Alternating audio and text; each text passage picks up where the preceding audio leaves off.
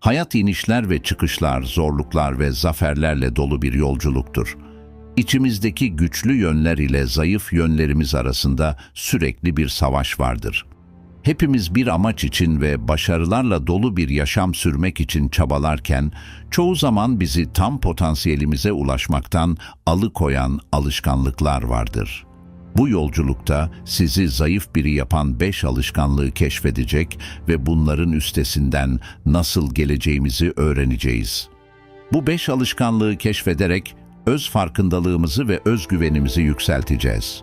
Kendimizdeki bu alışkanlıkları tanıyıp kabul ederek daha güçlü ve başarılı bir hayat için bu alışkanlıklardan nasıl vazgeçileceğini öğreneceğiz.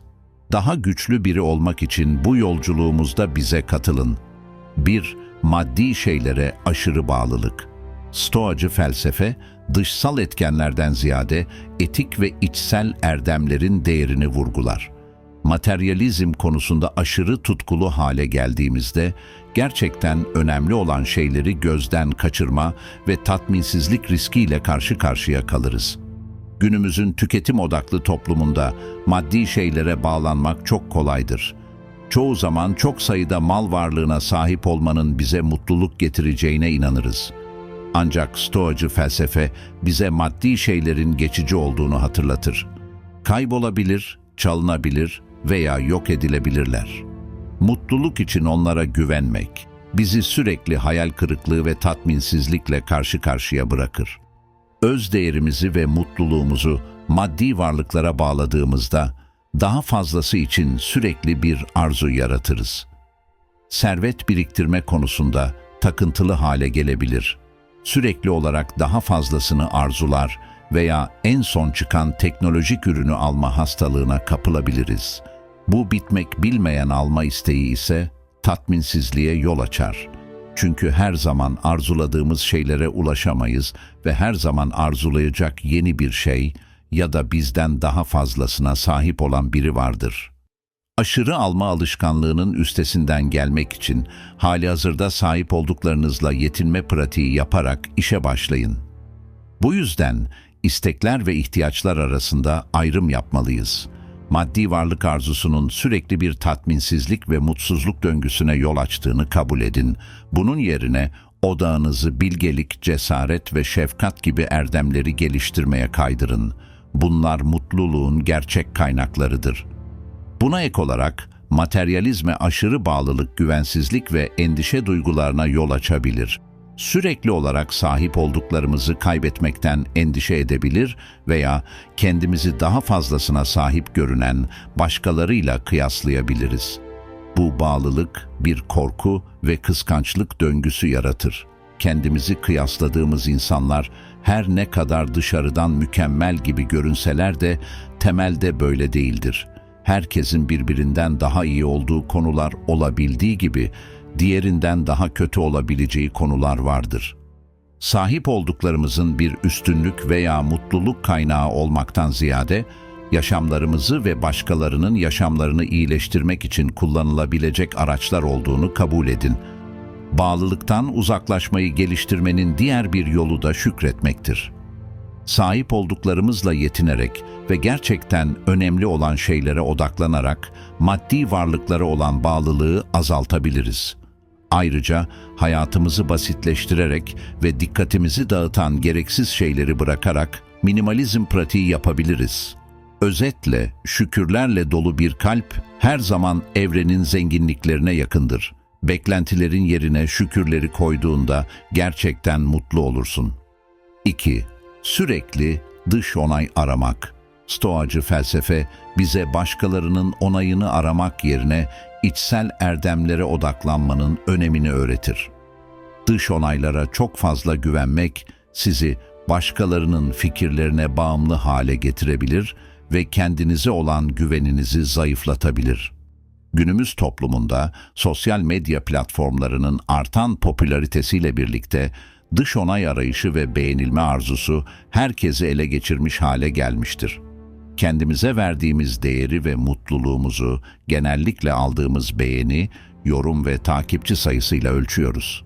Bu sürekli beğenilme ihtiyacı, başkalarının görüşlerine ve onayına bağlı olduğunda kırılgan bir benlik duygusuna yol açabilir. Ancak Stoacı felsefe bize gerçek mutluluk ve tatminin içten geldiğini hatırlatır. Stoacı filozoflar bilgelik, cesaret ve öz saygı gibi erdemleri geliştirmenin önemini vurgularlar. Bu erdemler başkalarının görüşüne veya onayına bağlı değildir. Bunun yerine dış koşullardan bağımsız olarak kendi içimizde geliştirip besleyebileceğimiz niteliklerdir. Sürekli olarak başkalarının onayını aradığımızda gücümüzden vazgeçmiş oluruz. Değişen fikirlerden kolayca etkileniriz ve öz saygımız onların onayına bağımlı hale gelir. Bu durum, bitmek bilmeyen bir dış kabul arayışına yol açarak memnuniyetsizliğe yol açar ve iç huzuru bozar. Bu alışkanlığın üstesinden gelmek ve kendimize olan güvenimizi güçlendirmek için ilk önce dışarıdan onay almanın geçici ve gereksiz bir uğraş olduğunu kabul etmek önemlidir. Başkalarının görüşleri değişebilir ve onların onayını almak sonsuz bir arayıştır. Bunun yerine içsel erdemleri geliştirmeye odaklanın. Kendini tanıma ve kendini kabul etme pratiği yapın. Onay aradığınızda düşüncelerinizin ve duygularınızın farkında olun. Kendinize neden dış onaya ihtiyacınız olduğunu sorun ve bunun değer ve hedeflerinizle gerçekten uyumlu olup olmadığını düşünün. Değerinizin başkalarının görüşlerine göre değil, karakterinize ve eylemlerinize göre belirlendiğini unutmayın. Kendiniz için değerlendirme ve karar verme yeteneğinize güvenin. Kendinizi başkalarıyla karşılaştırmak yerine kişisel gelişime ve ilerlemeye odaklanın. Mutluluğunuzun ve memnuniyetinizin dış kaynaklardan değil, içeriden geldiği fikrini benimseyin. Etrafınızda sizi sürekli eleştiren ya da utandıran kişiler yerine büyümenize değer veren ve sizi cesaretlendiren insanları bulundurun. Enerjinizi düşüren kişilerden uzaklaşmak, öz saygı ve öz sevgi sürecinin bir parçasıdır. Sizin çıkarlarınızı en iyi şekilde düşünen güvenilir kişilerden fikir isteyin. Ancak onların fikirlerinin işinizi tanımlamaması gerektiğini unutmayın. Özetle, sürekli olarak dışarıdan onay aramak, özgüveni zayıflatan bir alışkanlıktır. Bizi yargılamak için başkalarının görüşlerine güvenmenin yararsızlığını kabul ederek içsel erdemleri geliştirmeye ve mutluluğu içeriden bulmaya odaklanabiliriz. 3. Kolay olanı seçmek. Zorluklardan kaçınmak ve konfor alanınız dışına çıkmamak, gelişiminizi ve potansiyelinizi zayıflatan bir alışkanlıktır. Sabır, cesaret ve uyum sağlama gibi özelliklerinizi geliştirmenizi engeller. Hayatta karşılaştığımız zorluklar, gerçek potansiyelimizi keşfetmenin kapılarını açar. Kişisel gelişimimiz ve becerilerimiz için genellikle zorluklarla yüzleşmeli ve sınırlarımızı zorlamayı öğrenmeliyiz. Stoacılar, zor durumlarla yüzleşerek sabır geliştirdiğimize, ahlakımızı geliştirdiğimize ve kendimizi ve çevremizdeki dünyayı daha derinlemesine anladığımıza inanırlar. Modern toplumda insanlar genellikle rahatlık arar ve her türlü zorluklardan kaçınırlar. Bu geçici bir rahatlama sağlasa da uzun vadeli gelişimi engelleyebilir. Zorluklardan kaçınarak büyümek ve kendimizi keşfetmek gibi değerli fırsatları kaçırırız. Stoacı felsefe bize gerçek gücün zorluklarla, doğrudan ve sabırla yüzleşme becerisinde yattığını öğretir. Bu zorluklar sayesinde önemli dersler öğrenir, sabır geliştirir. Cesaret, azim ve dayanıklılık gibi özelliklerimizi geliştiririz. Sürekli rahatlık arayıp zorluklardan kaçındığımızda kişisel gelişimimizi sınırlarız. Durağanlaşır ve tam potansiyelimize ulaşmakta başarısız oluruz. Stoacılar bizi konfor alanlarımızdan çıkmaya ve bizi sınırlarımızın ötesine iten faaliyetlere katılmaya teşvik eder. Bunu yaparak yalnızca yeteneklerimizi genişletmekle kalmayız, aynı zamanda daha fazla özgüven ve kişisel tatmin de geliştiririz. Buna ek olarak zorluklardan kaçınmak başarısızlık korkusuna yol açabilir. Sürekli olarak güvenli yolu seçip riskten kaçındığımızda hatalardan ders çıkarma ve daha güçlü olma fırsatlarını kaçırırız. Stoacı felsefe bize başarısızlığı hayatın doğal bir parçası ve değerli bir öğrenme deneyimi olarak görmeyi öğretir. Her başarısızlıktan ders çıkararak bunu gelişimimiz için bir fırsata çevirebiliriz. Zorluklarla yüzleşerek kişisel kontrol geliştiririz. Dış koşullardan ziyade içsel gücümüze güvenmeyi öğreniriz. Stoacı felsefe bize kontrol edebileceğimiz şeylere, yani düşüncelerimize, eylemlerimize ve verdiğimiz tepkilere odaklanmayı öğretir. Mutluluğumuz ve refahımız için dış etkenlere daha az bağımlı hale geliriz. O halde zorlukları ve meydan okumayı kucaklayın. Buraya kadar izlediyseniz yorumlara "her zorluğun üstesinden gelme gücüne sahibim" yazarak kendinizi keşfetme ve geliştirme yolculuğuna başlayın. 4. Sürekli olumsuz şeyler düşünmek.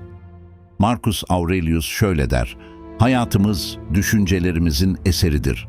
Sürekli olumsuz şeyler düşünmek, özgüvenimizi zayıflatarak ve gerçek potansiyelimizi gerçekleştirmemizi engelleyerek bizi zayıflatan kötü bir alışkanlıktır.